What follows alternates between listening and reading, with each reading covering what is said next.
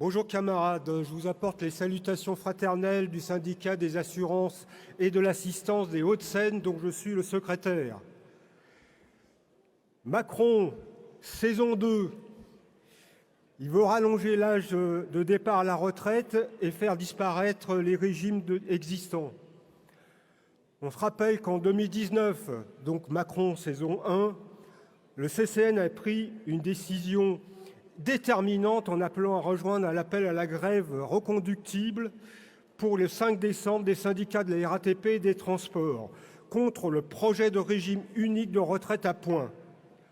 Grève qui a été reconduite notamment par les salariés de la RATP et de la SNCF. Notre syndicat s'est totalement inscrit dans cette mobilisation par la grève et les diffusions auprès des salariés.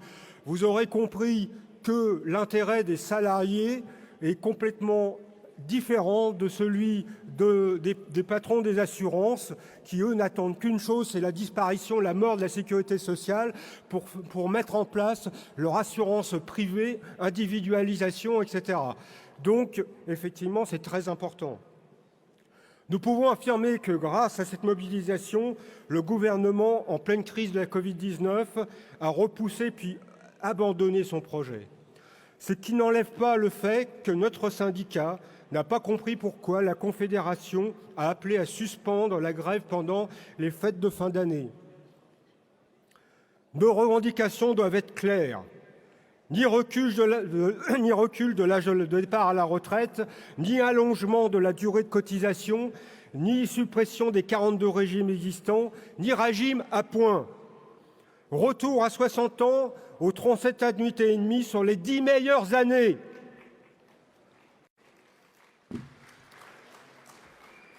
Que ce soit pour les retraites, la sécurité sociale, les services publics, le code du travail, les salaires, les statuts et les conventions collectives, face aux offensives du patronat et du gouvernement, nous ne pouvons pas nous contenter de dire que nous sommes réformistes.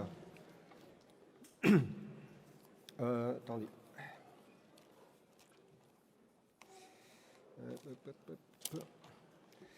Surtout parce que le mot « réforme » a été détourné de son sens.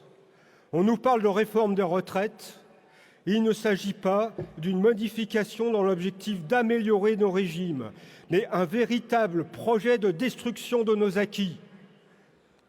Les salariés et les populations ont subi ces dernières années des reculs importants de leurs droits et de leurs libertés, entre autres parce que nos hôpitaux publics ne pouvaient pas faire face à la situation sanitaire. Au lieu de débloquer des moyens humains et financiers, le gouvernement a non seulement continué en pleine pandémie à supprimer des lits, mais il a également culpabilisé les malades, la population et le personnel soignant. Nous ne devons plus jamais revivre cela. Défendre nos droits, nos libertés, c'est défendre le droit à se soigner, c'est défendre le personnel hospitalier et l'hôpital public. C'est la défense du droit à revendiquer et à faire grève. Exigeons la réintégration des personnels soignants et le paiement de leurs salaires. Exigeons l'abrogation de toutes ces lois liberticides. Face à ces enjeux, notre Confédération doit être dans la résistance et la reconquête, en créant le rapport de force, y compris dans l'unité. Il y a longtemps que nous n'avons pas vu autant de grèves, notamment dans le privé, pour les augmentations de salaire.